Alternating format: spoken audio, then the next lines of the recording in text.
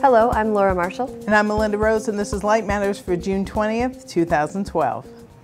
On this week's show, say cheese for the Gigapixel camera. A new imaging tool works like thermography in reverse to preserve old masters. Nanotechnology harnesses the power of fireflies, and Georgia Tech experiments with LEDs on cracks.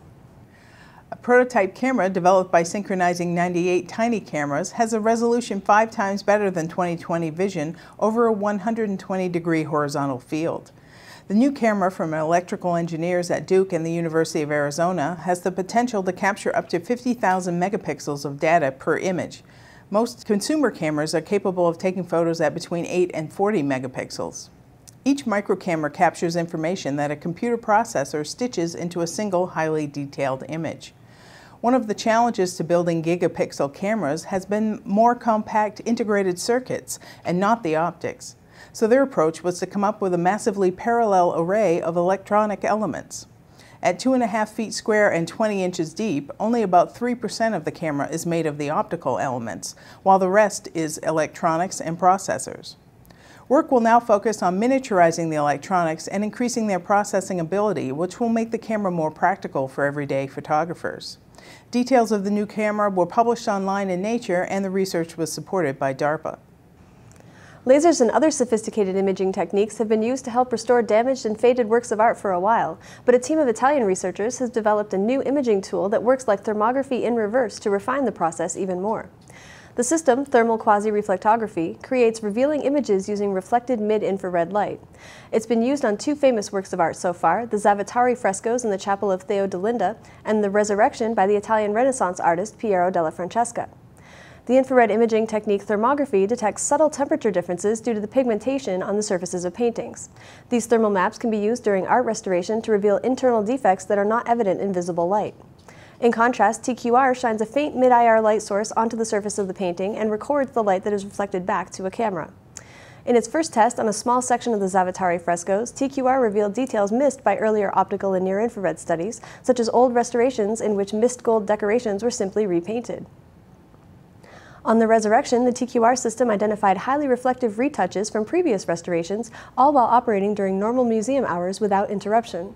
The most surprising feature was an area around a soldier's sword that was painted by using 2 different fresco techniques. This subtle distinction was not detected by near-IR photography. The team is currently testing to see if the TQR system can also provide infrared spectra of the surfaces of paintings, which may be able to identify the pigments used. The work appears in Optics Express. One of nature's best examples of bioluminescence, Firefly Light, has been harnessed using nanoscience. Scientists at Syracuse University say their breakthrough produces a system that is 20 to 30 times more efficient than previous ones.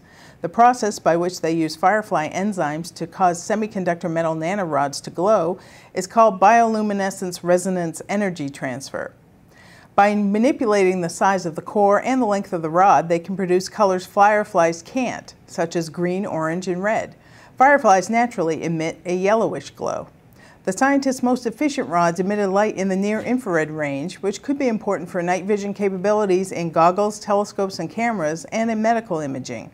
While the nanorods only exist in the chemistry lab for now, additional research is working to sustain the energy transfer for longer periods of time and scale up the system.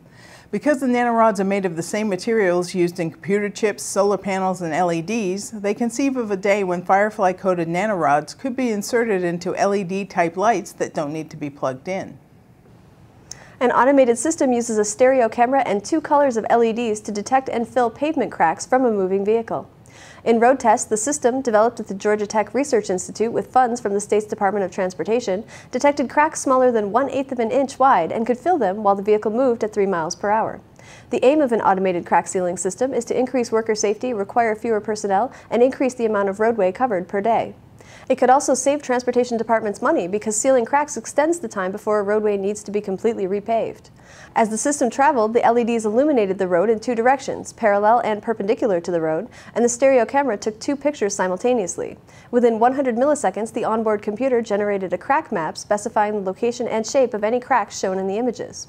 Issues to be addressed before a full-scale system could be implemented include improving the crack detection algorithm, which was limited because they used a vision-based system. A full-scale system may require a fusion of multiple imaging sensors, such as a 3D laser scanning system. Photonics Media is hosting a free webinar on July 19th on the topic of advances in biomedical photonics. Our expert panelists are Dr. Lihong Wang of Washington University in St. Louis, who will speak on ultrasonically breaking through the optical diffusion limit via photoacoustic tomography, and Dr. Meng Cui of the Genelia Farm Research Campus of the Howard Hughes Medical Institute, who will present iterative multiphoton adaptive compensation technique, or IMPACT, for deep tissue microscopy. The one-hour webinar begins at 1 p.m. Eastern Time. To register, click on the link in this video or visit photonics.com/webinars. Well, that's it for this edition of Light Matters, the industry's only weekly newscast. We'd like to hear from you. Tell us what you like or don't like about our program. We welcome your comments and suggestions at lightmatters@photonics.com. You'll find links to share and subscribe to Light Matters by clicking the Share with Friends button on our video player. Thanks for watching, and we'll see you next week.